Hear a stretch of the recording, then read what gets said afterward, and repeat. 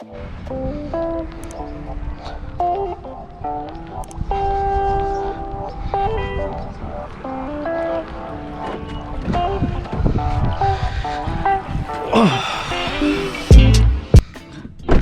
going on YouTube? It is your boy Brandon that comes to you guys with a brand new video, and today we're going for a little drive, man. Honestly, we just got the coils fixed, done, and ready to go. Turn the AC off, roll the windows down, and everything seems dialed in. We had a little bit of problems, but I'm gonna go over that as we go. I'm gonna give you guys a little review on these. I know a lot of people are asking me how they ride, how they feel, so we're gonna give you guys a little ride. But first things first, we need gas, so we're gonna go get some gas first. Yeah, I mean, I put these on about a week ago. It's been a week now. Everything is settled in. I think everything looks good. I had to raise the car a little bit. I'm pretty sure I might have told you guys that. Had to raise the car a bit just so I can, you know, get everything all situated and the tires can fit and everything. But in the future, or after these tires, we're probably gonna get a different set of tires, just so we can go a little bit lower. You already know. I do need alignment because obviously this is me going straight and the steering wheel's obviously not straight, so we're gonna have to get an alignment next. But I wanted to get everything dialed in before I got an alignment, so everything's all good to go. There was a couple problems we ran into, but I mean, hey man, that's what comes with messing with one of these. The number one thing that went wrong that I thought we did right, which actually was not right, was the end links. The end link on this side was knocked loose. Even though I thought I tightened it as hard as I could, it was still knocked a little loose. The reason how, or I don't really know how, but the reason why I knew that is because whenever I kept driving, it kept making like a little knock sound, kind of like if your preload was like loose and the spring was kind of messing around. That's what it sounded like. So I finally figured it out. I kept thinking it was preload, so I kept tightening my preload over and over and over again. Like I literally kept tightening it and it wasn't going away. So I was like, you know what, I'm gonna have to look under there and see what it could be. So this morning I actually jacked it up, looked under, or yesterday I went under and tightened it up. It was this one on the bottom end. It's kind of weird because for Fortunato you have to like twist and turn it to make it the size that you need. If I remember correctly, the BCs were already set to a size. You didn't have to really redo them, so that was the biggest downfall for me, I guess, but it's not really big of a deal. I had to fix that, and then we still had some noises and some clunking going on, and in my head I already kind of knew what it was. It only happened when I was going up and down driveways, and I noticed that my preload was a little tight. What the hell are you doing, bro? I noticed that the preload was a little tight, so I ended up loosening the preload and going to what Fortunato says the preload should be, which is 1/4 above the spring full uncompressed. So in most cases, some springs are 7 inches, some are 6 inches. For the Type R, it's 6 inches. So I ended up going to full.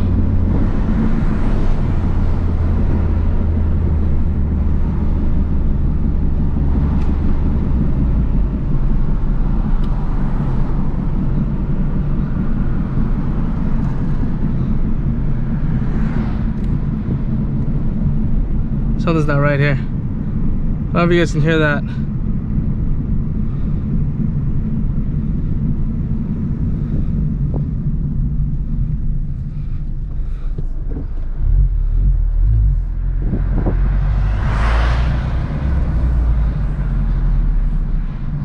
It's like a little I'm gonna get out and check that. I should go over here.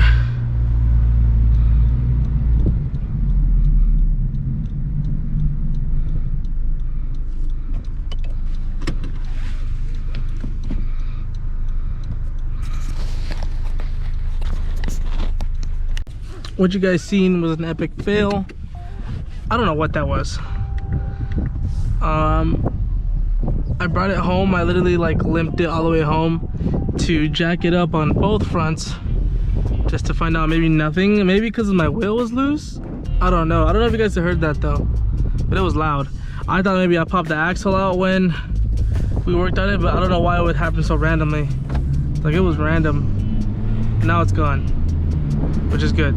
So hopefully I fixed it. I mean, I don't know, maybe the wheel was loose because I don't have a torque stick that's not safe. So I should probably get a torque stick. But yeah, I mean, see a bunch of fails.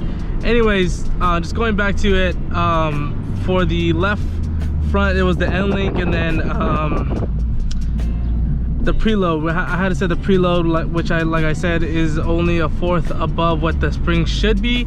So like I mentioned, the fronts on the Type R are a 6-inch spring. Some are 6 or some are 7s, but this one is a 6, so you run that 6 3/4.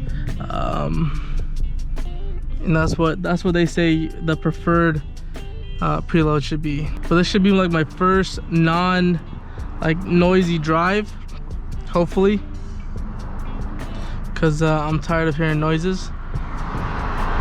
Fire.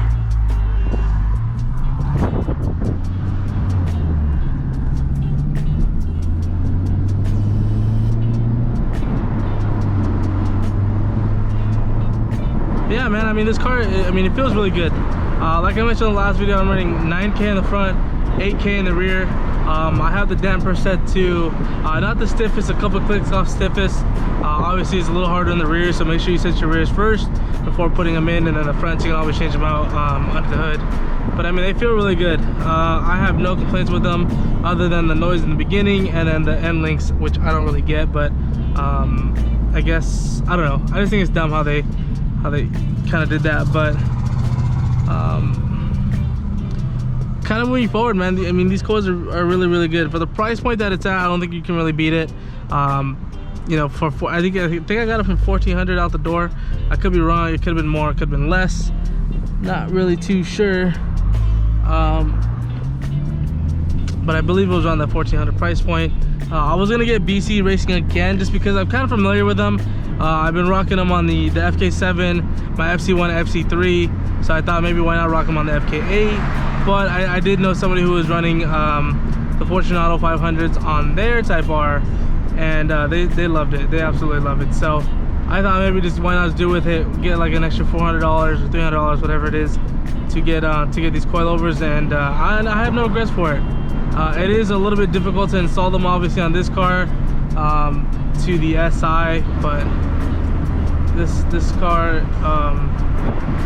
definitely looks a lot better when it's lowered. Right now I'm gonna go get gas because I definitely need some gas. But a lot of people are gonna ask, like, why don't you go springs so you can keep the adaptive system, you know, the dampening system on it. To be honest with you, I didn't want to go springs. I know a lot of people, well, I know springs are not good in the end, on the long run, because you can ruin your shock that way. So I didn't want to go springs. Plus, I want to be able to be like fully adjustable with the coilovers. And I know with the springs, you obviously get that one set. So like if I wanted to raise it for track day, maybe I can raise it. If I want to lower it for that stance look, then I can just lower it. I just feel like it's easier that way. You can gain it a little bit easier. But that's my biggest point. I know a lot of people run springs. I didn't think it was going to be that big, but like a lot of people run them. People run the iBox springs, the I believe it's RSR. There's a lot of companies out there, but I just wanted to stick to the coilovers just because I'm comfortable with coilovers and I just feel more comfortable with them. So plus I feel they ride a little bit nicer. Just my honest opinion. Don't get me wrong though, I'm sure the springs are comfortable, but like I said, I just want that fully adjustability when doing all this.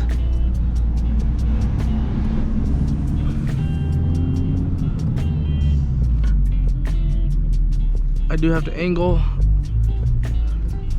which can get annoying, but it's all right.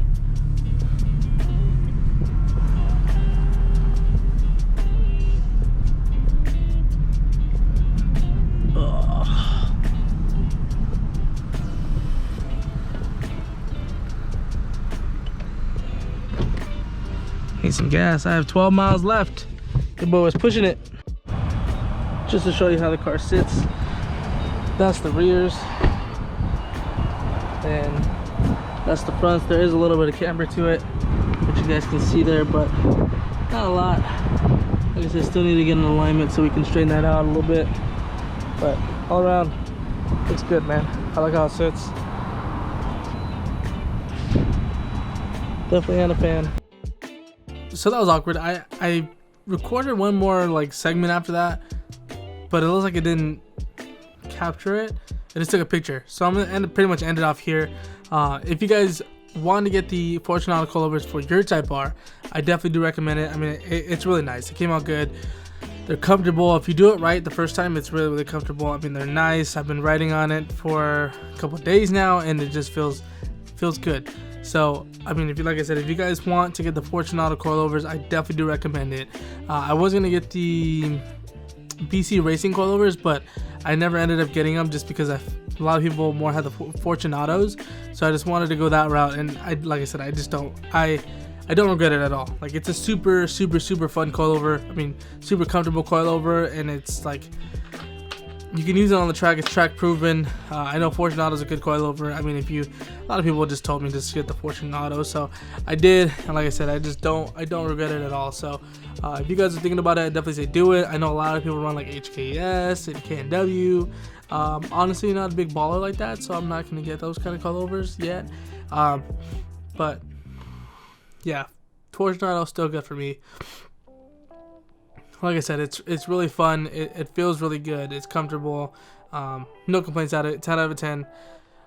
If you guys don't remember, I'm running 9K in the front, 8K in the rear. If you guys are gonna go lower than probably what I am, I definitely do probably maybe getting 10s or 11K, just so it can handle the balance that you're gonna be getting and as low as you're gonna get. So definitely do recommend it, but it's a good coilover. So thank you guys for supporting. I know I haven't been uploading too much. I just been kind of in my own zone, but I'm back. I didn't want to mod anything until I got the coilovers on, because that's my superstition. I just want to have at least the car lowered a little bit before I do anything else, because for me, I just feel like having like everything modded besides being lowered is kind of weird.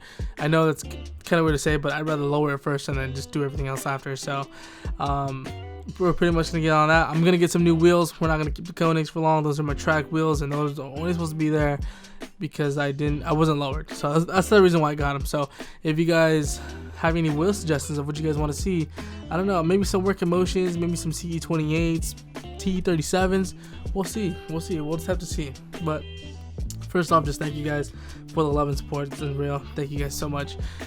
We're close to 4K. We're not close, but you know, we're getting there. I believe we're at 3.3K. I'm not even sure anymore. Not really worried about it. But if you guys can help your boy get to 4K, you guys are amazing and awesome. I'm gonna end this video here. I'm gonna edit it, and then me and the girlfriend are gonna go out to dinner. So make sure you guys enjoy this video. If you guys did, make sure you guys give this video a thumbs up. Subscribe if you guys haven't already. Make sure you guys subscribe, because there's 73% of you guys that are not subscribed. 73% that watch these videos, you're not subscribed. So subscribe, daddy. Yeah. But yeah, anyways, just hit that subscribe button. We're hitting 4K. If you guys enjoyed this, give this video a thumbs up. Subscribe. Have a night, everybody. Peace.